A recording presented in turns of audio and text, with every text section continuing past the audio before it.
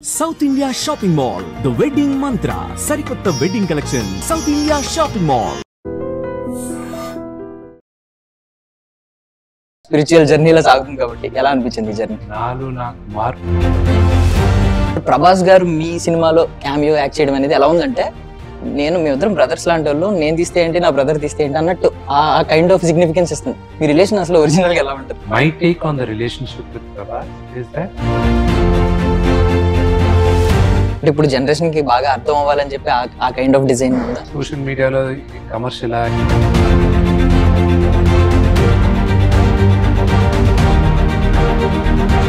So ఇప్పుడు తిన్నది కథ ఎక్కడ మొదలవుద్ది, ఎక్కడ ఎండ్ అవుతుంది? ఒక నాస్తికుడు దేవుడు భక్తుడయ్యారు, కానీ ఇతను ఎందుకు నాస్తికుడుగా?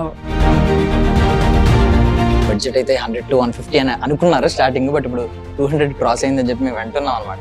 గుడ్డెల్లో రైలు పెరుగుతున్నాయి. అది ఇప్పుడు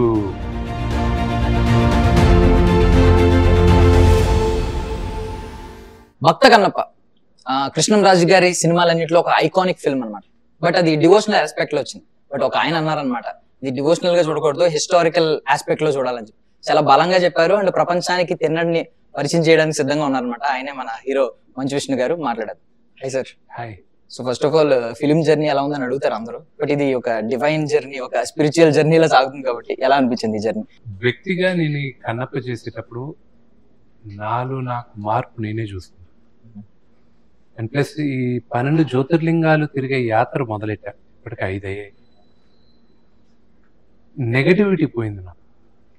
పక్క వాళ్ళపైన నెగటివిటీ కానీ, అంటే ఫోర్స్డ్ నెగటివిటీగా, అంటే చెడు ఆలోచించాలన్నా కూడా కర్మ వాళ్ళే పోతారు, మనకెందుకు, అంతా శివుడు చూసుకుంటాడు అన్న మైండ్ సెట్లో ఉన్నా నేను. సో వ్యక్తిగా ప్రాబబ్లీ అప్పుడున్న విష్ణు వేరే, ఈ కన్నప్ప విష్ణు వేరే. సో యాక్చువల్లీ ఇది హిస్టారికల్ ఆస్పెక్ట్ లో చూపిస్తున్నారు ఇప్పుడు మీరైతే, అంటే కొంచెం కమర్షియల్ గా కనిపిస్తుంది, కమర్షియల్ సినిమా లాగా. అంటే ఇప్పుడు జనరేషన్ కి బాగా అర్థం అవ్వాలని చెప్పి ఆ కైండ్ ఆఫ్ డిజైన్ ఉందా? ఇప్పుడు అన్ఫార్చునేట్ గా ఏంటంటే ఓన్లీ మన తెలుగు కొంతమంది, అందరూ తెలుగు కొంతమంది సోషల్ మీడియాలో ఇది కమర్షియలా, ఇది డివోషనల్ అని అడుగుతారే. ఒరిజినల్ భక్త కన్నప్ప ఎంతమంది చూశారు? దాంట్లో అది కరెక్ట్ గా గుర్తుపెట్టుకుంటే పౌరాణికం ఎంతవరకు ఉంది దాంట్లో. దాని తర్వాత కన్నప్ప కథ ఏంటి, దాని తర్వాత తనకి తన వైఫ్ ఉన్న రిలేషన్షిప్ ఏంటి, వాళ్ళ గూడెలో ఉన్న డ్రామా ఏంటి, దాని తర్వాత ఎంతమందికి రావు గోపాలరావు గారి క్యారెక్టర్ గుర్తుంది, అక్కడ గుళ్ళో నగలు దొంగతనం చేసి వేసకి ఇచ్చేసే క్యారెక్టర్ ఎంతమందికి గుర్తుంది. అప్పుడు అది కమర్షియల్ కాదా? సో ఇప్పుడు తిన్నది కథ ఎక్కడ మొదలవుద్ది, ఎక్కడ ఎండ్ అవుద్ది, అంటే ఎలా?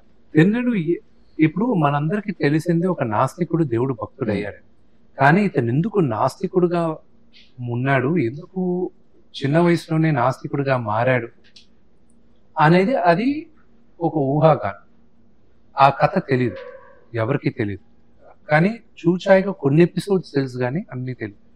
ఈ సినిమాలో మాత్రం, మన ఈ కన్నప్పలో మాత్రం దూర్జటి గారు రాసిన కావ్యం ప్రకారం నాదనాథుడు, కన్నప్ప వాళ్ళ నాన్న, తిన్నడు వాళ్ళ నాన్న, తిన్నడు, కన్నప్ప పేరు తిన్నడు, ఆ తిన్నడు అనే పేరు, ఇవన్నీ మనం హిస్టారికల్ రెఫరెన్సెస్ తోనే తీసుకుంటాం.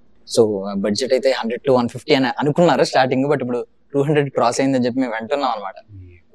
సో బడ్జెట్ అయితే క్రాస్ అయిందని అర్థమైంది మాకు, మేము క్రాస్ అయిందా లేదా అని క్రాస్ చెక్ చేయట్లేదు. బట్ దాని గురించి ఏం ఫీల్ అవుతున్నారు అసలు? గుండెలో రైలు పెరుగుతున్నాయి, గుండెలో రైలు పెరుగుతున్నాయి. అది ఇప్పుడు ఏప్రిల్ 25వ తేదీన అంతా శివలీల, అది అంతా బాగా జరుగుతుందని నమ్మకంగా మాకు చాలా ధైర్యంగా ఉంది. I wish you all success sir. Okay, so అప్పట్లో రెబల్ స్టార్ తీసిన సినిమా, సో నెక్స్ట్ జనరేషన్ ఏమనుకుంటారు, ఫ్యామిలీ లెగసీ ఈ రెబల్ స్టార్ తీయాలని అనుకుంటారు. బట్ ప్రభాస్ గారు మీ సినిమాలో క్యామియో యాక్ట్ చేయడం అనేది ఎలా ఉందంటే, మేమిద్దరం బ్రదర్స్ లాంటి వాళ్ళు, నేను తీస్తే ఏంటి నా బ్రదర్ తీస్తే ఏంటి అన్నట్టు ఆ కైండ్ ఆఫ్ సిగ్నిఫికెన్స్ ఇస్తుంది. మీ రిలేషన్ అసలు ఒరిజినల్ గా ఎలా ఉంటుంది? మేము ఒక తల్లిదండ్రులు పుట్టలేదు, కానీ మేమిద్దరం brothers. That's my take on the relationship with Prabhas is that he is my brother. చూడండి, ఈ రోజుల్లోనే తోడబుట్టిన వాళ్ళే ఎదురు తిరిగేటప్పుడు, తోడబుట్టిన వాళ్ళే మన తన భేదం అది చూసుకోకుండా ఇష్టం వచ్చినట్లు మాట్లాడే రోజుల్లో ఇన్ జనరల్ చెప్తారు.